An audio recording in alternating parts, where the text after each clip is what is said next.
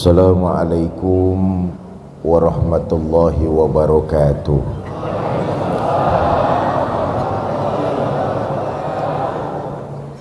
Bismillah walhamdulillah, salatu wassalamu ala rasulillah Sayyidina Muhammad ibn Abdullah wa ala alihi wa sahbihi wa mawala, amma ba'du. Yang mulia para ulama, para kiai, para asatiz dan asatizah, yang saya hormati para tokoh masyarakat, segenap BKM Masjid Raya Kamang Baru, ibu bapak, saudara-saudara kaum muslimin yang saya cintai.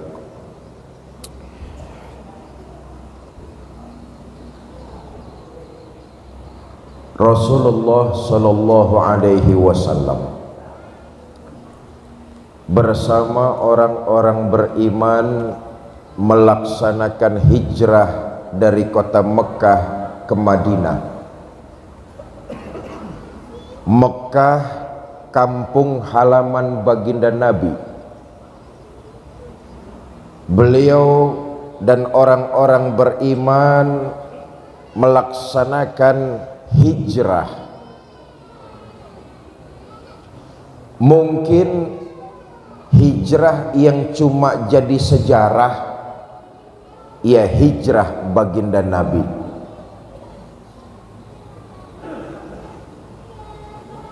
Tapi hijrah sebagai sebuah strategi, hijrah sebagai sebuah taktik, hijrah sebagai sebuah pergerakan, ini yang harus terus kita laksanakan tiap hari dalam kehidupan.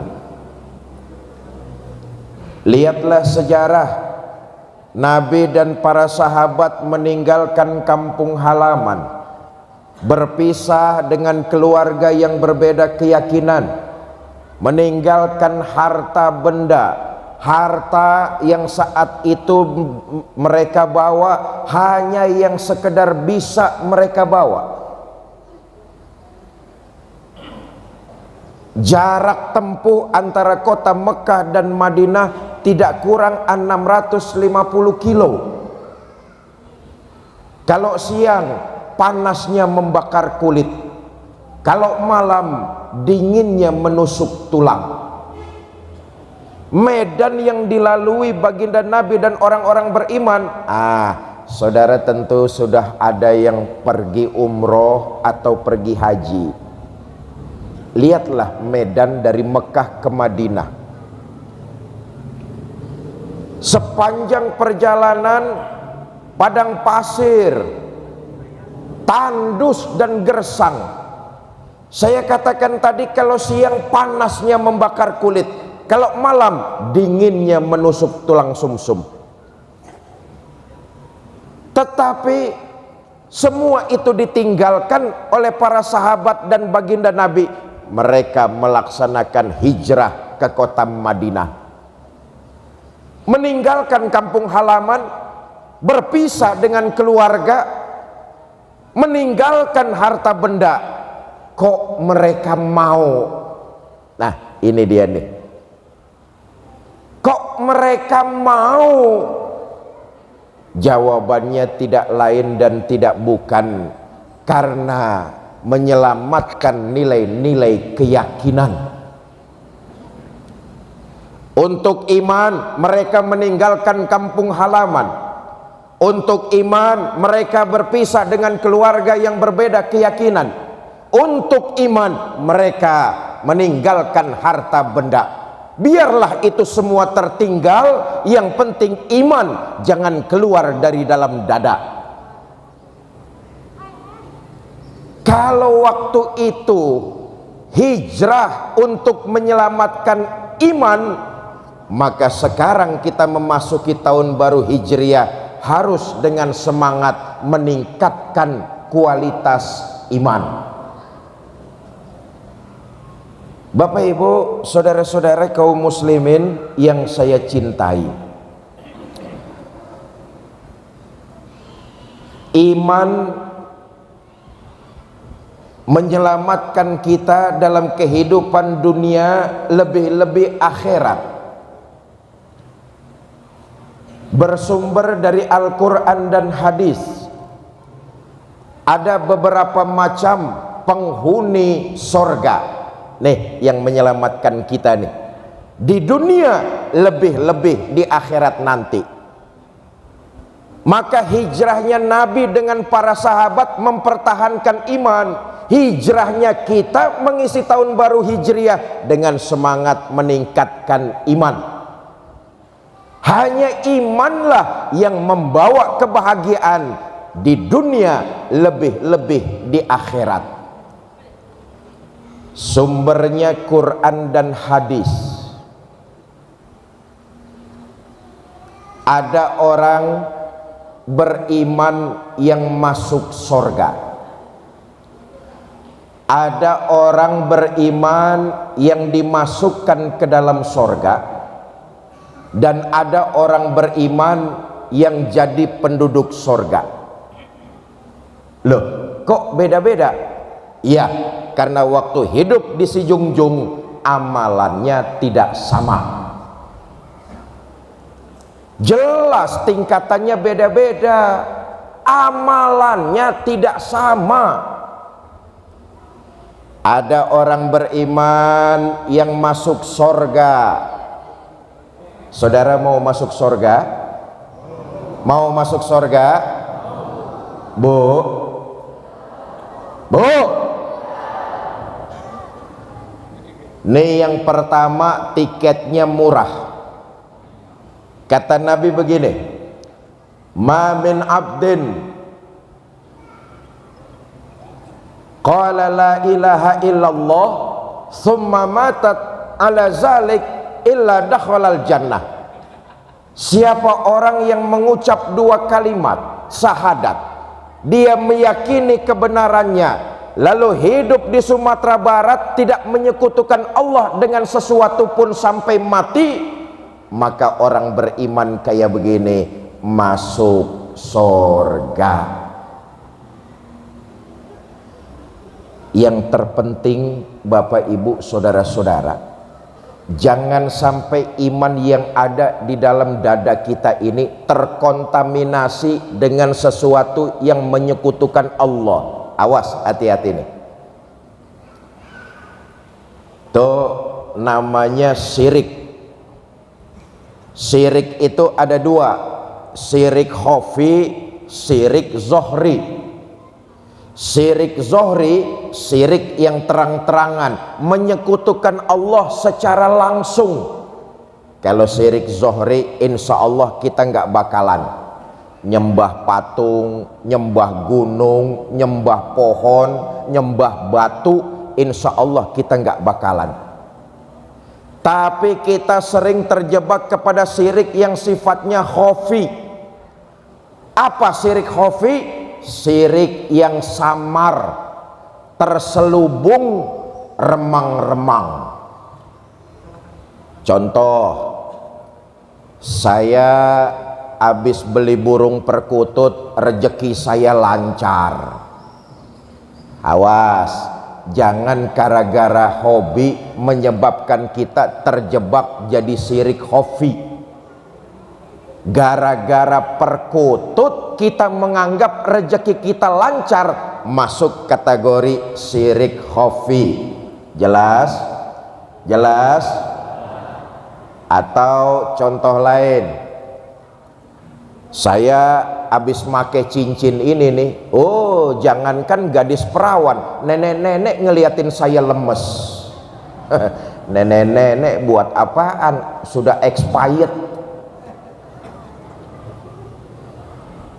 Awas, hati-hati, jaga nilai keimanan, jangan sampai terkontaminasi dengan sesuatu yang menyekutukan Allah, karena amal ibadah dan kebaikan kita rontok seketika. Hati-hati nih. Jadi pertama, orang beriman yang masuk surga mengucap dua kalimat syahadat, meyakini hidup di dunia tidak pernah menyekutukan Allah. Orang beriman kayak begini, kata Nabi, masuk surga. Sahabat protes, ya Rasul, walaupun orang itu berjudi, iya. Walaupun berzina, walaupun mabok-mabokan, iya. Walaupun berjudi, berzina, mabok-mabokan, dia mengucap dua kalimat syahadat, meyakini kebenarannya, hidup tidak menyekutukan Allah dengan sesuatu pun, orang beriman macam ini masuk surga. Ah, tuh enaknya tuh, Pak. Tapi itu perkara masuk. Kalau pertanyaannya diteruskan, masuknya kapan, Pak? Ah, nih dia persoalannya nih.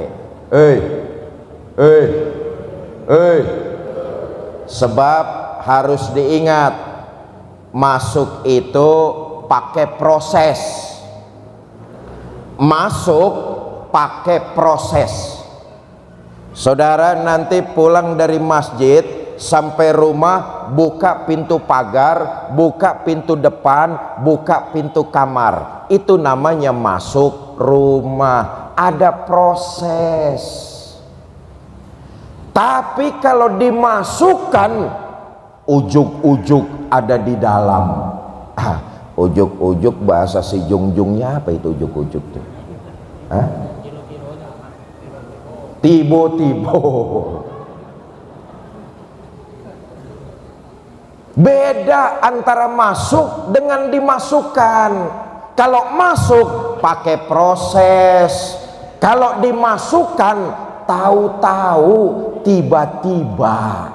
Ya Bu, ya Bu. Ibu saya tanya, ibu lebih berasa mano, masuk atau dimasukkan? Ngeres sajalah nih ibu-ibu nih. Bapak Ibu, saudara-saudara kaum muslimin yang saya muliakan, diceritakan, lampu ini bisa tolong dimadepin ke sana saja enggak teman-teman?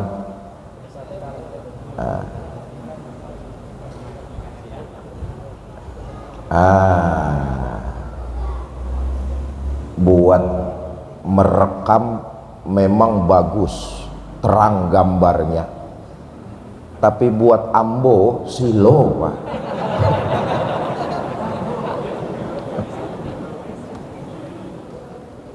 Diceritakan setelah penghuni neraka dimasukkan ke dalam neraka, Allah memanggil malaikat Malik.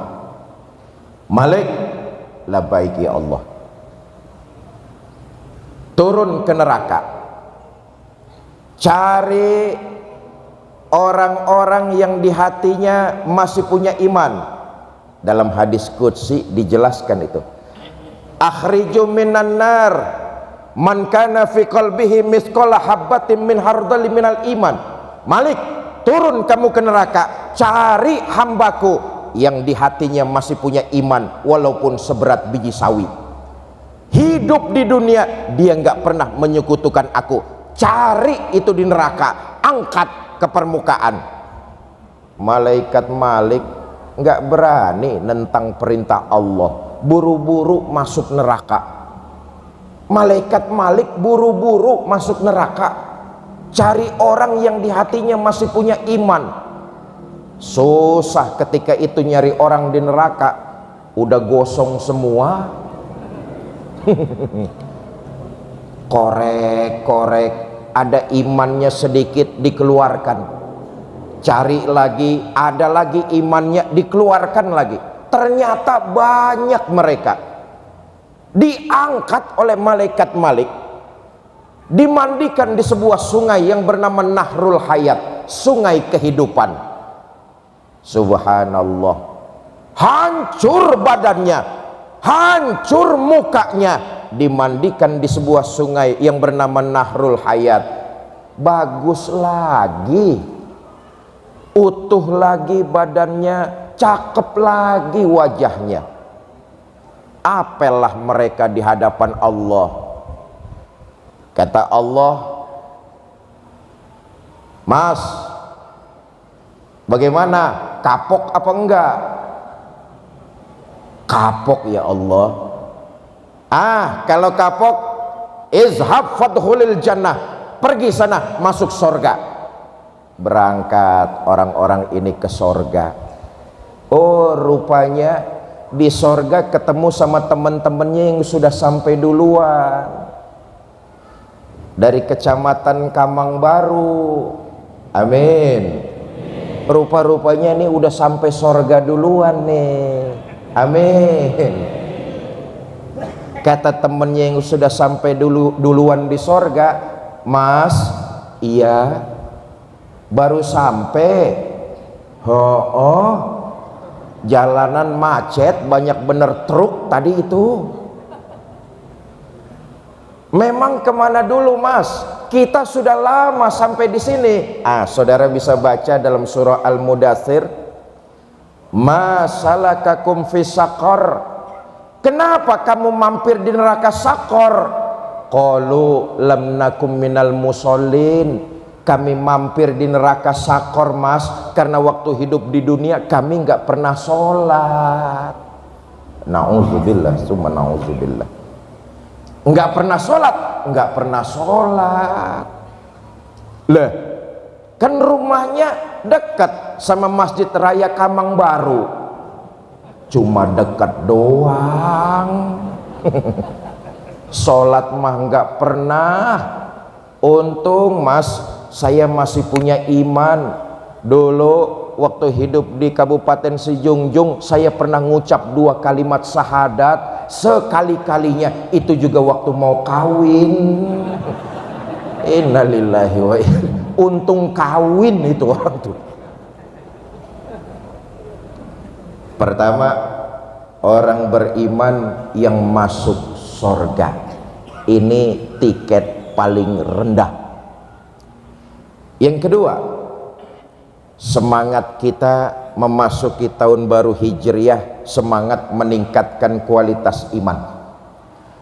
Ada orang beriman yang dimasukkan ke dalam sorga. Nah, ini tiketnya lebih tinggi nih. Kata Quran begini, innalladzina amanu wa amilus solihat la ukaffiranna anhum sayyiatihim wa la udkhilannahum jannah. Mereka orang-orang yang beriman lalu mengerjakan berbagai macam amalan-amalan ibadah, kami hapuskan segala macam kesalahannya dan kami masukkan mereka ke dalam sorga. Beriman, mengerjakan berbagai macam ibadah, dihapuskan segala macam kesalahannya. Mudah-mudahan nih malam ini kita hadir di masjid dicatat sebagai sebuah amal ibadah. Kembali kita ke rumah masing-masing, sepanjang perjalanan Allah rontokkan dan gugurkan dosa serta kesalahan kita. Bapak Ibu, yang namanya manusia pasti tempatnya salah dan dosa. Betul apa tidak? Yang namanya manusia pasti tempatnya salah dan dosa. Janganlah kita terjebak terlalu cepat memberikan vonis kepada orang. Bukankah sering kita salah sangka yang menurut kacamata kita orangnya baik-baik, tapi ternyata panduto? Betul apa tidak? Tapi malah orangnya yang biasa-biasa saja, apa adanya, tapi luar biasa ibadah dan nilai kebaikannya.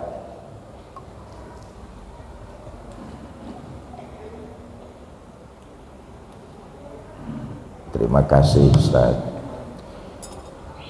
Maaf, ada iklan dulu ini. Terima kasih. Saya malam ini berdiri di depan ibu bapak menggunakan kopiah songkok, pakai baju batik, pakai sorban. Saya nggak merasa lebih baik dari saudara-saudara semua. Boleh jadi dosa dan kesalahan saya lebih besar dari saudara-saudara semua.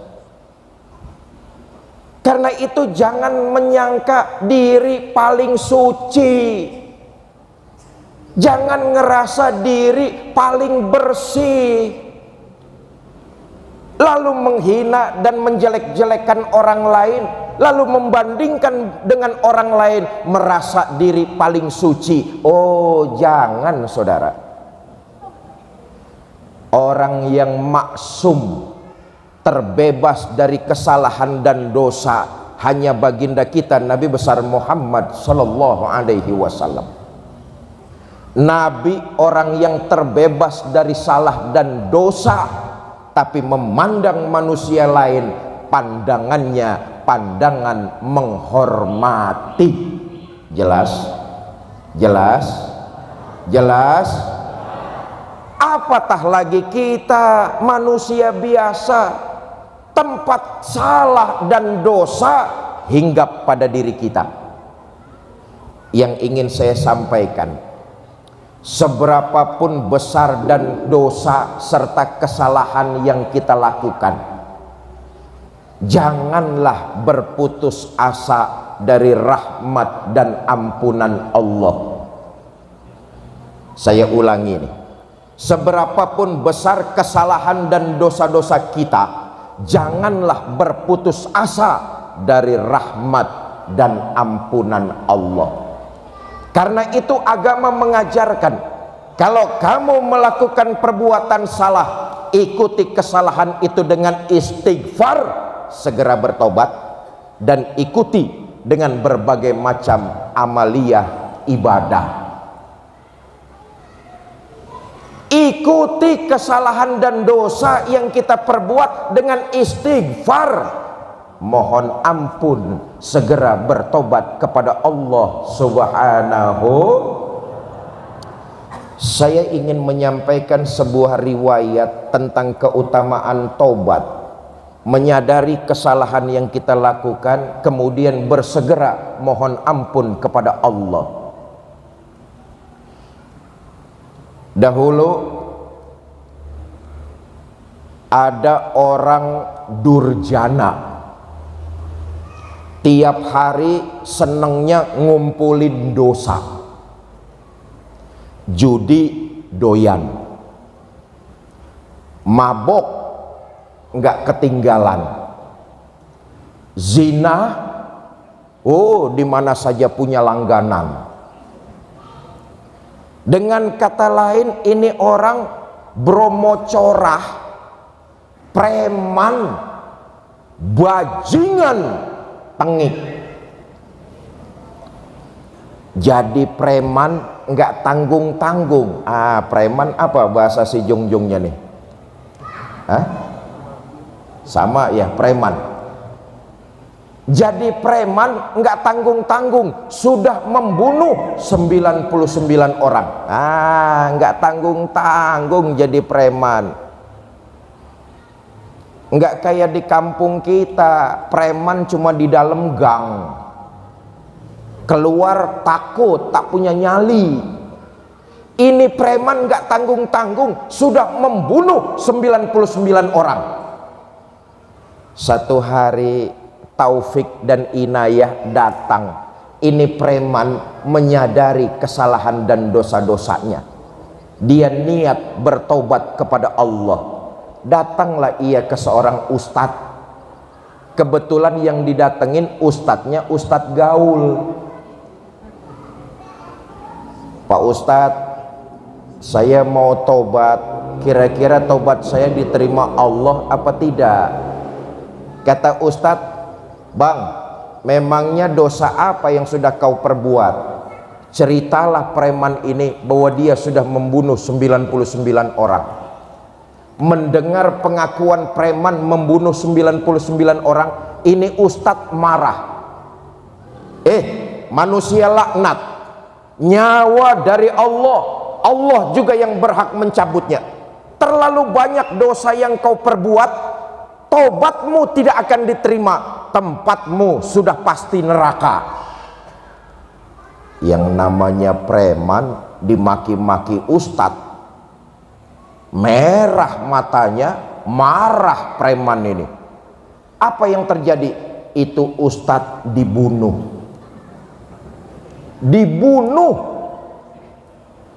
Genap sudah korbannya jadi seratui. Betul, seratui. Genaplah korban pembunuhannya jadi 100, saudara. Kita lihat nih. Ini orang niat taubatnya kencang, enggak kendor, enggak patah semangat. Dia datang ke seorang ulama yang arif dan bijaksana. Kiai, saya pengen tobat, kira-kira tobat saya diterima Allah apa tidak? Apa Kiai bilang? Bang, selama kamu tidak menyekutukan Allah dengan sesuatu pun, sebesar apa saja dosamu, insya Allah akan diterima. Omongan Kiai nyenengin hati. Omongan Kiai nyenengin hati. Tapi tambah lama ini Kiai penasaran juga. Dia tanya, Bang, sebenarnya dosa apa yang abang lakukan? Cerita ini preman, begini Kiai, mula-mula saya membunuh 99 orang. Terus saya datang ke Ustadz, dimaki-maki. Lalu ya sudah, Ustadz itu saya genepin saja korbannya jadi 100. Kata Kiai, ya sudah begini saja, insya Allah kalau kamu menyesali, tobatmu akan diterima. Tapi ada syaratnya, Bang. Apa Kiai? Tinggalkan kampungmu, cari kampung yang orang-orang di dalamnya penuh dengan ahli ibadah. Sebab kalau kamu tobat tapi kampungmu masih di situ, kamu akan terkena penyakit tomat. Malam kamu tobat, siang sudah kumat. Jadi saya pindah, Kiai, pindah. Hindari teman-teman kamu yang seperti itu. Cari kampung yang penduduknya rajin beribadah. Kira-kira di mana Kiai? Kamang Baru. Amin. Amin. Baiklah Kiai. Cium tangan ini preman sama Kiai. Buru-buru pulang, ngepakin pakaian, masukin ke dalam koper, berangkat dia ke Kamang Baru. Apa yang terjadi? Rupanya takdir Allah berbicara lain. Perjalanan preman ini menuju kampung yang baru, di tengah jalan ini preman mati.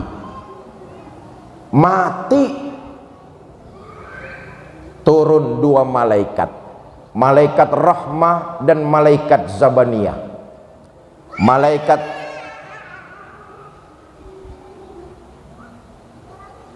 ya, anak-anaknya dijaga dulu, Bu.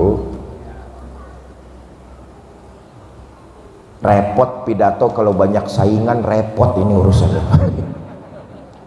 Sampai mana saya tadi ngomongnya tuh? Ini preman di perjalanan mati. Turun 2 malaikat, malaikat rahmah dan malaikat zabaniyah. Kata malaikat rahmah, selamat datang orang soleh, kau mati dalam kondisi taubat, tempatmu tidak lain adalah sorga. Kata malaikat zabaniyah, nanti dulu, sorga sih sorga, urusan yang seratui bagaimana? Ini 2 malaikat ribut, berebut. Allahu Akbar. Diriwayatkan macam itu, saudara. Malaikat rahmah ingin membawa mayat ini masuk ke dalam sorga, sementara malaikat zabaniyah ingin membawa mayit ini masuk ke dalam neraka karena perbuatan maksiat yang waktu di dunia dia kerjakan. Bertengkar 2 malaikat ini, berebut. Allah yang memisahkan mereka berdua. Kata Allah, para malaikatku, sudah kalian gak usah pada ribut, mendingan diukur saja lebih dekat jarak mana antara kampung yang dia tinggalkan dengan kampung yang dia tuju. Kalau lebih dekat kampung yang dia tinggalkan, seret mayit ini, masukkan jadi penghuni neraka.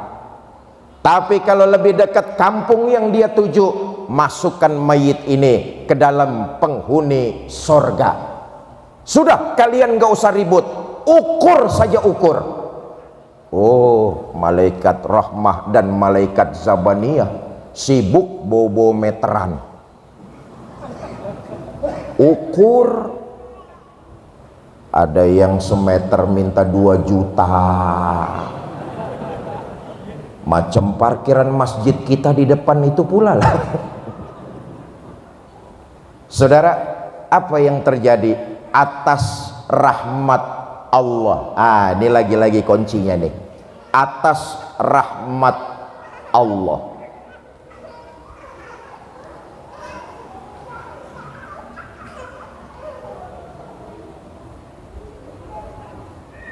Menurut riwayat, bumi itu dipendekkan oleh Allah. Bedanya cuma sejengkal. Mayit ini lebih dekat kampung yang dia tuju daripada kampung yang dia tinggalkan. Baru sekedar niat tobat, belum menjalankan syariat, di pertengahan jalan orang tersebut mati. Atas rahmat Allah jadi penghuni sorga. Karena itu sekali lagi saya tekankan, banyak pasti kesalahan dan dosa-dosa kita. Karena itu isilah tahun baru Hijriah dengan semangat meningkatkan kualitas iman, dan jangan pernah berputus asa dari rahmat dan ampunan Allah. Yakinlah saudara, kalau nanti semua kita yang hadir di sini masuk sorga, amin, amin. Masuk sorganya kita bukan karena ibadah sholat kita.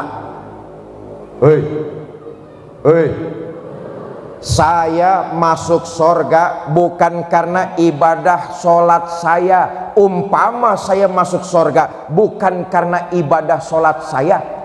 Saya tahu persis kok kualitas ibadah sholat saya.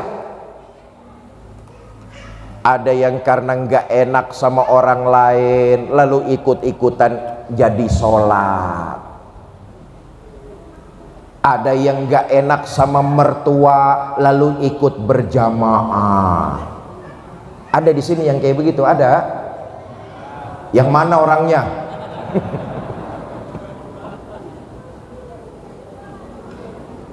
Kalau kita masuk sorga, jangan menyangka kita masuk karena ibadah sholat kita, karena ibadah puasa kita, karena ibadah zakat kita. Jauh saudara, jauh.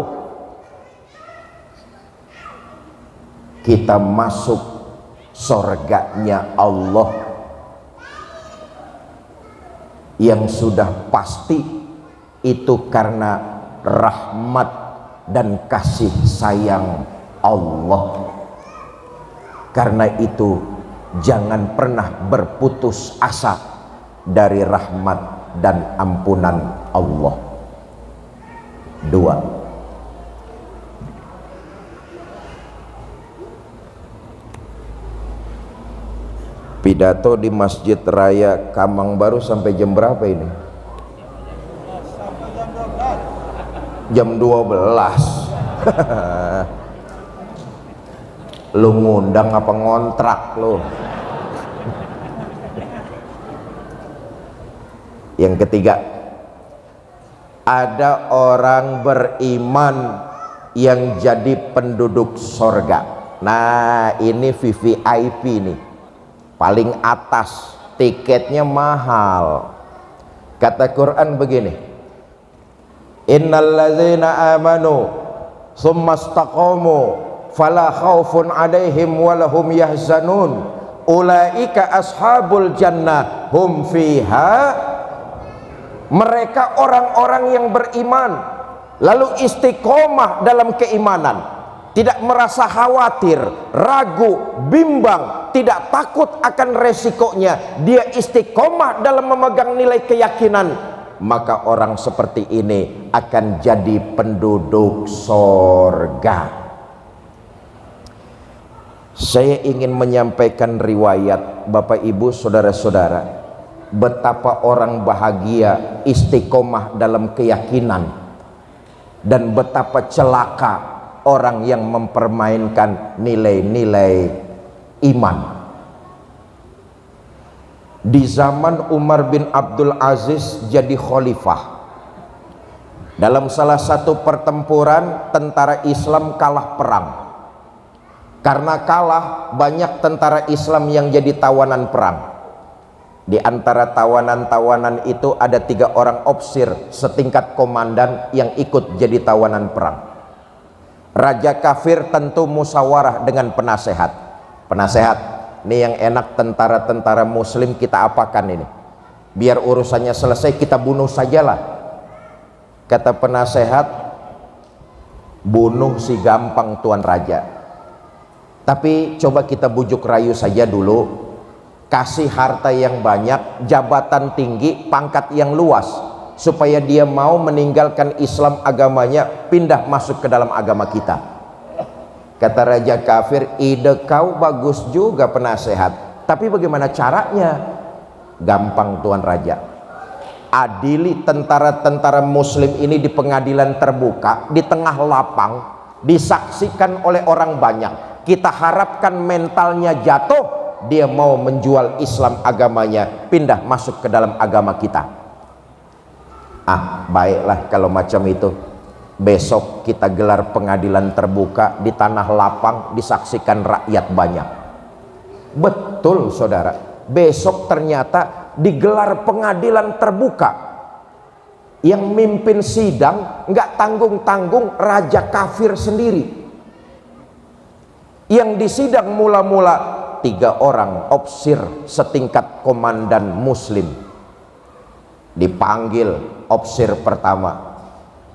Ofisir pertama, saya Tuan Raja. Kamu tahu sekarang kamu siapa? Tahu, saya sekarang tawanan perang. Soal tawanan gampanglah kita atur. Maksud Tuan Raja apa? Ofisir pertama, kamu akan saya kasih harta yang banyak, jabatan tinggi, pangkat yang luas, asal kamu mau meninggalkan pemimpin kamu, mengkhianati bangsamu, menjual Islam agamamu, pindah masuk ke dalam agama saya. Saya akan kasih kamu berbagai macam fasilitas, harta banyak, jabatan tinggi, pangkat yang luas. Bagaimana ofisir pertama? Oh, Tuan Raja, jangan dikira Tuan Raja saya ini berbuat mencari tanda jasa. Tuan Raja, saya berjuang li'i'la'i kalimatillah, mengharap ridho Allah. Tuan Raja boleh beli badan saya, tapi jangan pernah bermimpi bisa menguasai keyakinan saya. Lebih baik saya mati berkalang tanah daripada hidup bercermin bangkai. Lebih baik saya hidup miskin mempertahankan iman daripada hidup mewah tapi menjual keyakinan. Apapun resikonya, iman tidak akan terlepas dari dada saya. Algojo bunuh, dipentang ofisir pertama ini, dibantai, dipancung, putus leher, terpisah kepala sama badan. Jatuh kepala itu gelinding ke bawah, muter kayak orang tawaf sambil ngaji. Sudah putus batang lehernya, kena tebasan pedang algojo, jatuh kepala itu gelinding ke bawah, muter kayak orang tawaf sambil ngaji. Raja kafir bingung, minggir, minggir, ada endas gelundung ngaji. Ayatnya yang dibaca saudara, ya ayyatuhan nafsul mutmainnah Irji'i ila rabbiki radiyatan mardiyah, wahai jiwa yang tenang, kembalilah engkau kepada Tuhanmu dengan ridho dan diridhoi. Masuklah ke dalam golonganku, masuklah ke dalam sorgaku. Di penghujung ayat, mata terpejam rapat, bibir tersenyum, mati syahid menghadap Allah Subhanahu wa ta'ala. Panggil opsir kedua. Opsir kedua, saya Tuan Raja. Sudah lihat teman kamu yang pertama? Sudah Tuan Raja. Kamu bagaimana? Mau hidup atau mau mati? Kalau mau hidup saya kasih harta yang banyak, jabatan yang tinggi, pangkat yang luas. Asal kamu mau menjual agamamu Islam, pindah masuk ke dalam agama saya. Bagaimana opsir kedua? Sudah Tuan Raja, sudah. Sudah apanya? Sudah. Jangan banyak bicara. Potong saja leher saya. Saya sudah nggak sabar pengen nyusul teman saya yang pertama. Sekarang mereka itu teman saya yang pertama sudah disambut dengan para malaikat dan bidadari. Sudahlah Tuan Raja, potong aja leher saya, potong. Pentang lagi opsir kedua ini, dipancung, putus batang leher, terpisah kepala sama badan, jatuh kepala itu ke bawah, ngelinding, muter lagi kayak orang tawaf sambil ngaji. Ayatnya yang dibaca, wujuhu yawma idzin nadhirah ila rabbiha nazirah. Pada hari itu wajahnya berseri-seri, kepada Allah jugalah mereka semua akan kembali. Di penghujung ayat, mata terpejam rapat, bibir tersenyum, mati syahid lagi menghadap Allah Subhanahu wa ta'ala. Panggil opsir ketiga. Opsir ketiga, saya Tuan Raja. Sudah lihat teman kamu? Sudah Tuan Raja. Kamu bagaimana? Saya mau hidup Tuan Raja. Ah, bagus rupanya. Mau kau tinggalkan pemimpinmu Umar bin Abdul Aziz? Mau Tuan Raja. Mengkhianati bangsamu? Iya Tuan Raja. Menjual Islam agamamu, pindah masuk ke dalam agama saya? Mau. Enggak apa-apa saya pindah agama, yang penting saya dapat harta. Ah, baguslah kalau begitu. Tapi opsir ketiga, sebentar dulu, ambo mau musyawarah sama penasehat. Sidang diskor, raja kafir musyawarah sama penasehat. Penasehat, nih kelihatannya opsir ketiga opsir bagus nih. Dia mau meninggalkan pemimpinnya, mengkhianati bangsanya, menjual agamanya. Nih yang enak kira-kira nanti kita angkat jadi pejabat daerah mana ini? Tuan Raja, urusan ngangkat pejabat itu urusan Tuan Raja. Tapi saya pikir-pikir aneh Tuan Raja. Aneh bagaimana? Demi harta, pangkat dan jabatan, opsir ketiga ini meninggalkan pemimpinnya, mengkhianati bangsanya, menjual keyakinan yang cuma satu-satunya. Menurut saya opsir ketiga ini orang bejat Tuan Raja. Opsir ketiga ini bejat. Susah Tuan Raja, kalau orang bejat diangkat jadi pejabat, susah rakyat.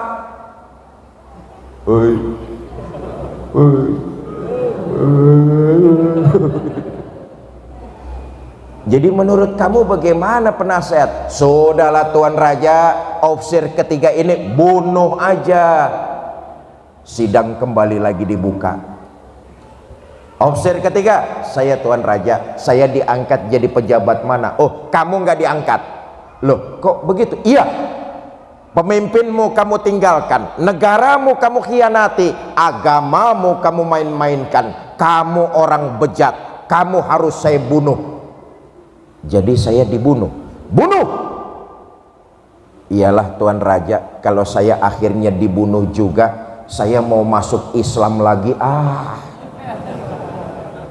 Terserah mau masuk Islam lagi apa tidak, pokoknya kamu saya bunuh. Saya mau masuk Islam lagi. Sebentar Tuan Raja, Apa yang terjadi? Opsir ketiga ini mengucap kalimat tasahud tapi nggak bisa menyelesaikan ucapannya. Nauzubillah, summa nauzubillah. Bukti orang yang mempermainkan nilai-nilai keyakinan. Ashadu ayo cepat. Iya ashadu ayo lekas.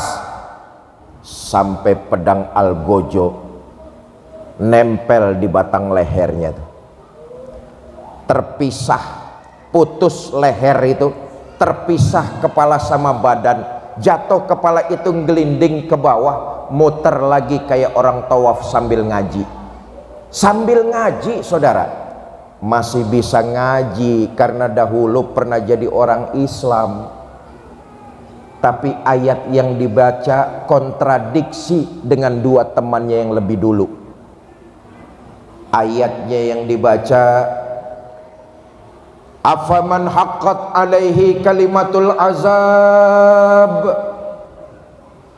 afa anta tunkizu man finnar. Apakah orang-orang yang memang sudah mendapat vonis azab dari Allah, bisakah kalian selamatkan? Bertahun-tahun berjuang li'i'la'i kalimatillah di bawah panji-panji Rasulullah, tapi di akhir hayat tergoda oleh harta, pangkat dan jabatan, menjual keimanan. Datang ajal menjemput, mati dalam kondisi su'ul khatimah. Na'udzubillah min.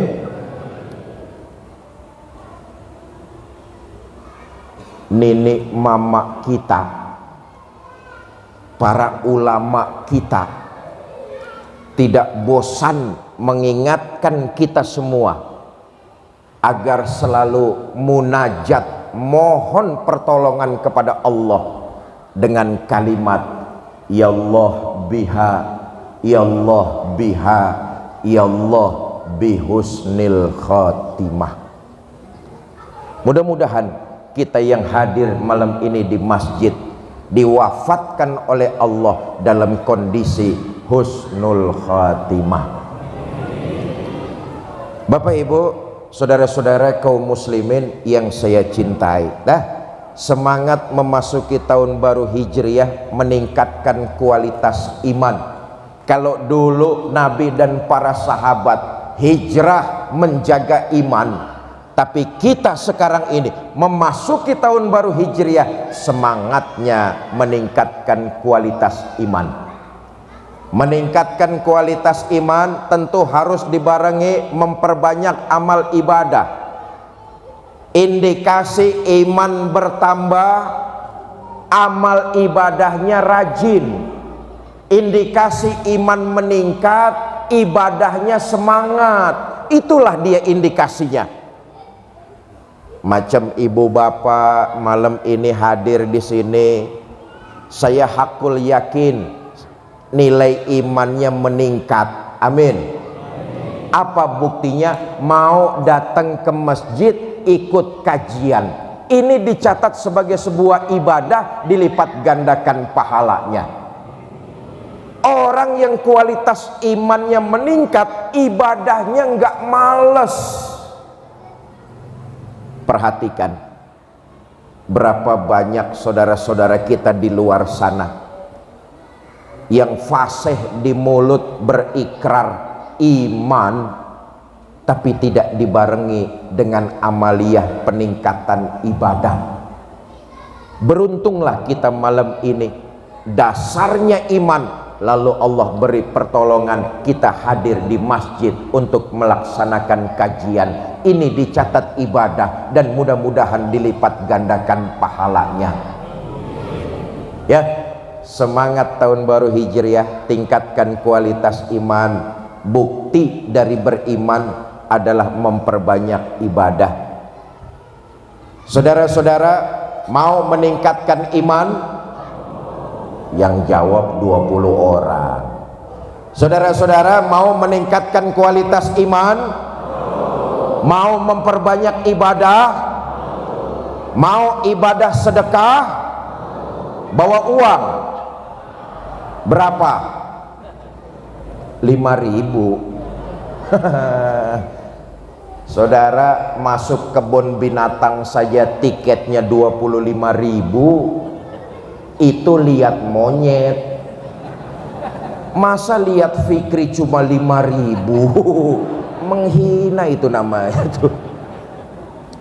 Tapi begini, sedekah itu kan yang penting ikhlasnya, betul?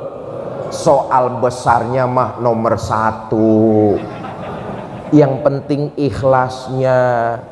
Buat apa sedekah sedikit tapi enggak ikhlas? Mendingan sedekah banyak hatinya ikhlas, betul? Malam ini saya ingin mengajak ibu bapak semua sebagai azam pembuktian tahun baru yang kita masuki ini, memperbanyak ibadah. Nah, malam ini saya ingin ajak kita semua ibadah sedekah. Bu, saya hanya mengingatkan, ketika nanti ibu bapak mengeluarkan uang untuk disedekahkan, niatkan pahala sedekah kita hadiahkan buat orang-orang tua kita tercinta yang sudah meninggal dunia. Hakul yakin mereka akan senang karena pahala yang kita kirimin, pahala sedekah. Bu, ibu yang nggak bawa uang, pinjam saja dulu dengan tetangga sebelahnya. Kalau tetangga sebelah ternyata sama-sama nggak bawa uang, nanti petugas sampai di depan ibu bawa kotak amal, ibu pura-pura saja masukin tangan ke dalam kotak, tapi jangan ambil yang di dalam. Teman-teman panitia sudah siap? Dimulai dari saya dulu sini. Saya akan membacakan sholawat. Ustadz Nasir tolong dibantu. Allahumma sholli wa sallim wa barik alaih. Mari sama-sama kita bersolawat. Salatullah, salamullah ala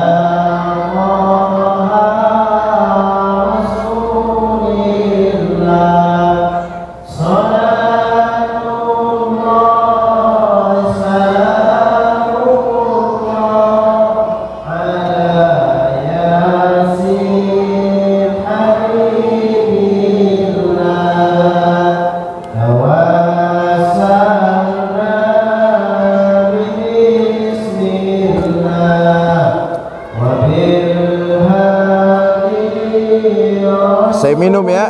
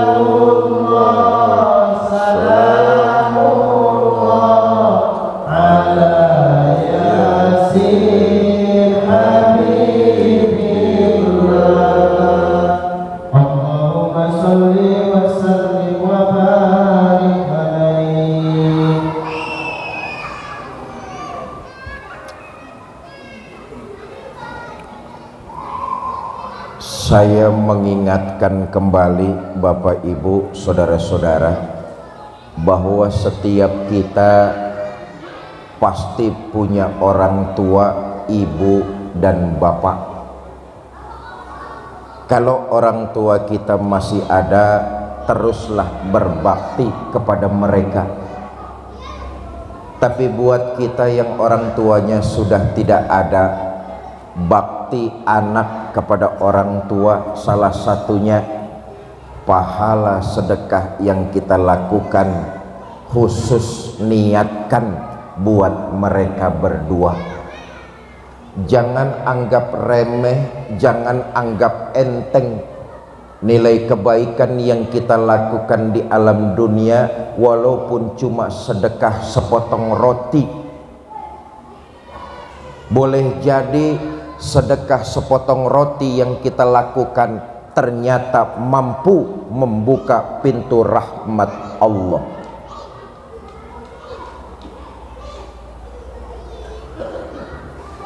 Adik-adik pengurus, anak-anak kita tolong dibantu dulu itu, biar tak terlalu bising.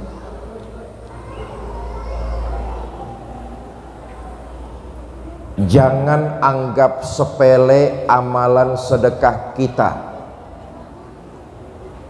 Karena itu niatkan amalan sedekah kita, khususkan buat orang-orang tua kita tercinta, buat keluarga kita, buat kaum muslimin dan muslimat. Yang kita anggap sepele ternyata membuka pintu rahmat Allah. Disadur dalam kitab As'adur Rafiq, sarah dari kitab Sulamu Taufik. Dahulu ada seorang ibu ditinggal mati anak gadisnya. Anak gadisnya cuma semata wayang. Tentulah ibu ini hancur hatinya tidak kepalang. Tiap hari selalu memikirkan anak gadis semata wayangnya. Tidur tak enak, makan juga tak nikmat. Berhari-hari itu dirasakan oleh sang ibu. Satu hari ibu ini datang ke Hasan Al-Basri menyampaikan maksud tujuannya. Tuan Syekh, saya punya anak gadis semata wayang, beberapa hari yang lalu meninggal dunia. Saya rindu ingin jumpa, tiap hari saya kepikiran, saya ingin ketemu anak saya kondisinya sedang apa?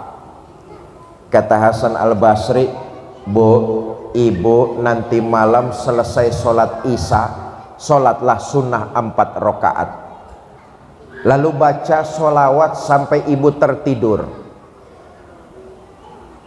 Dikerjakan amalan ini oleh ibu tersebut. Selesai sholat sunnah 4 rakaat, si ibu baca sholawat sampai dia tertidur pulas. Dalam tidurnya si ibu bermimpi melihat anak gadis semata wayangnya. Rindu yang setiap hari selalu menggebu terjawab sudah. Si ibu bermimpi melihat anak gadisnya, tapi untung tak dapat diraih, malang tak dapat ditolak. Dalam mimpi si ibu itu melihat anak gadisnya diazab di dalam kubur. Hancur sebagai orang tua hatinya.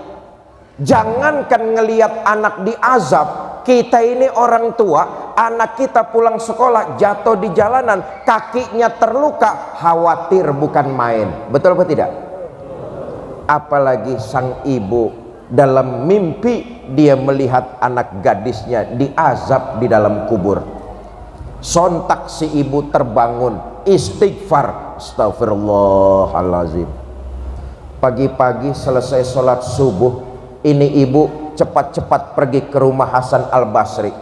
Tuan Syekh, semalam saya mimpi ketemu sama anak gadis saya, tapi anak gadis saya kok sepertinya sedang diazab di dalam kubur.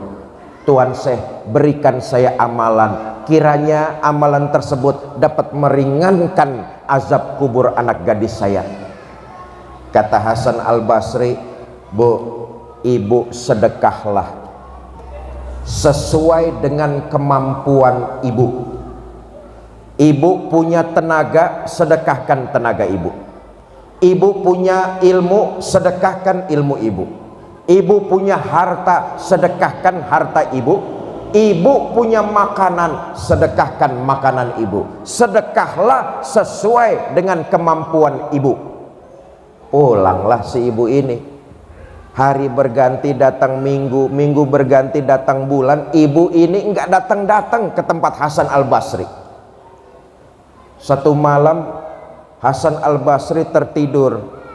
Dalam tidurnya dia bertemu dengan seorang gadis cantik jelita, berdiri di depan bangunan megah nan mewah, memakai mahkota berlapiskan intan berlian mutiara. Hasan Al-Basri, ulama besar, kagum. Ada gadis cantik muda belia berdiri di depan bangunan megah dan mewah, memakai mahkota berlapiskan intan berlian dan mutiara. Hasan Al-Basri sedang kagum-kagumnya.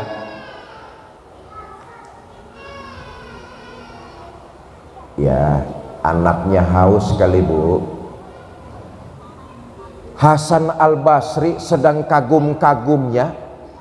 Rupanya ini perempuan datang menghampiri. Gadis tersebut datang menghampiri.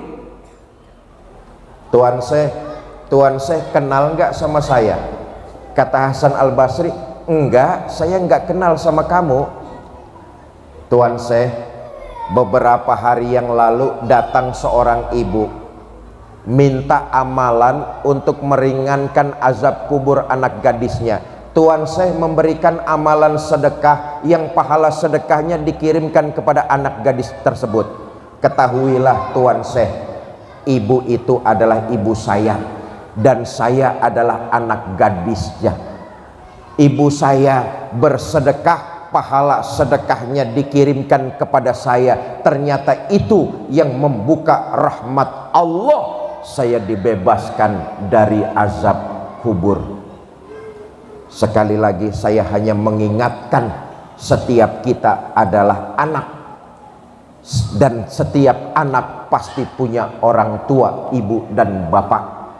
Kalau ibu bapak kita sudah meninggal dunia, sedekah yang kita keluarkan khusus pahalanya buat mereka. Kita dapat pahala, mereka senang menerima pahala kita, dan mudah-mudahan dengan wasilah sedekah tersebut Allah bukakan pintu rahmah orang-orang tua kita mendapat nikmat kubur. Amin ya rabbal. Bapak ibu saudara-saudara, sudah jam 8 lewat 1 jam setengah lebih ini rupanya. Malam ini saya berterima kasih kepada BKM Masjid Raya Kamang Baru dan para tokoh masyarakat.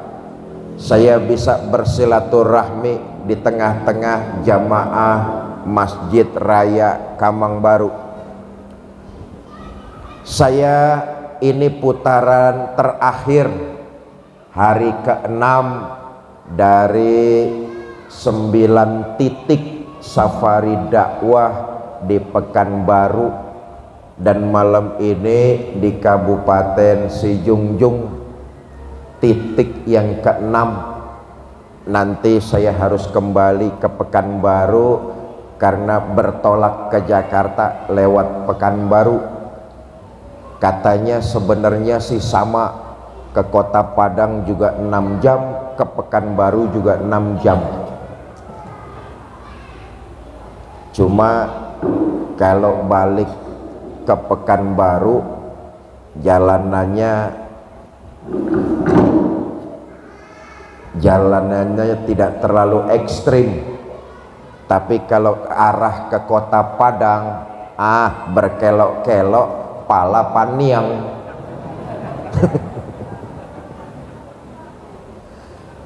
Malam ini saya hadir di sini bukan ujuk-ujuk, tapi atas wasilah dari teman-teman Yayasan Kita Peduli Berbagi.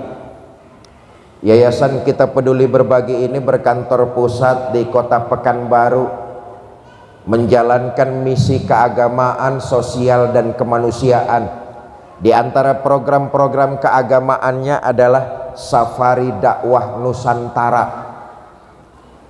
Minggu lalu kami di Lampung, kaitannya safari dakwah juga. Insya Allah bulan depan teman-teman akan mengatur safari dakwah saya di beberapa kota yang jadi acuan, masuk ke kota Lampung lagi, atau Palembang, atau Jambi, atau Riau. Karena itu Bapak Ibu Saudara, dalam momen-momen tertentu apabila ingin diisi safari dakwahnya oleh Yayasan Kita Peduli Berbagi, silakan saja menghubungi teman-teman tim dari yayasan tersebut. Ada orangnya nanti di sini. Misi keagamaan diantaranya safari dakwah, maghrib mengaji, Quran Center, dan One Home One Al-Quran. One Home One Al-Quran ini berdasarkan permintaan dari keluarga kita kaum muslimin dan muslimat yang ada di pelosok-pelosok terpencil.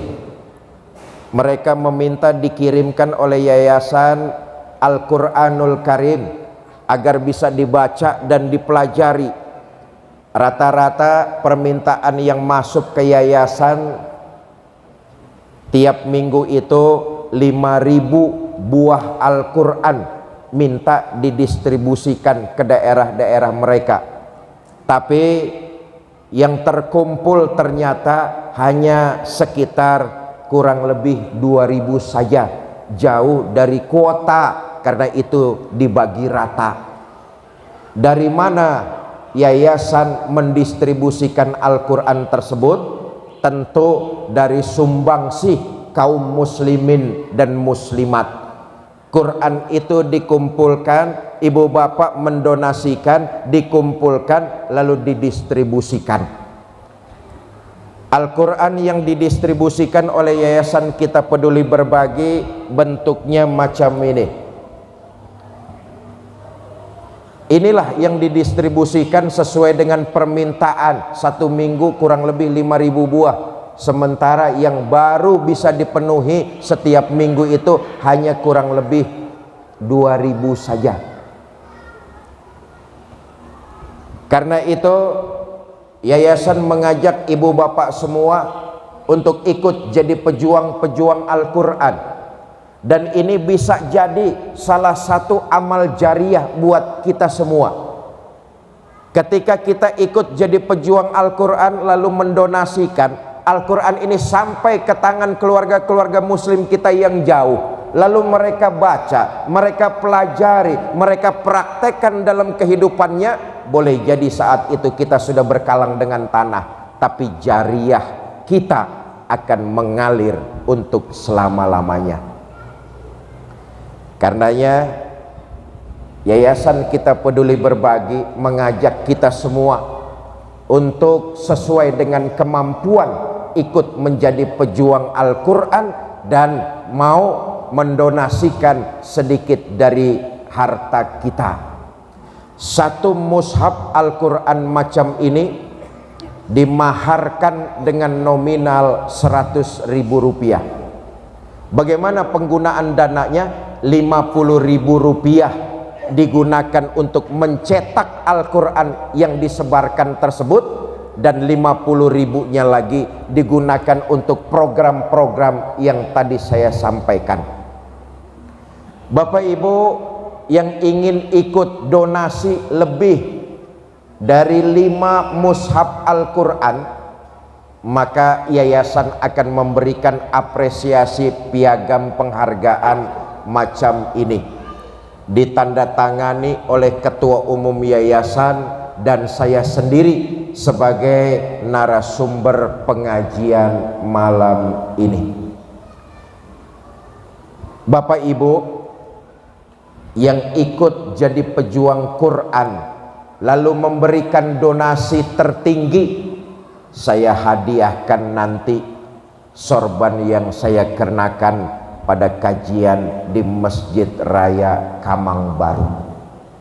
Karena itu tidak elok kalau tidak memberikan sedikit waktu kepada pengurus yayasan kita Peduli Berbagi untuk menyampaikan sekilas profil yayasan dan program dari misi-misinya.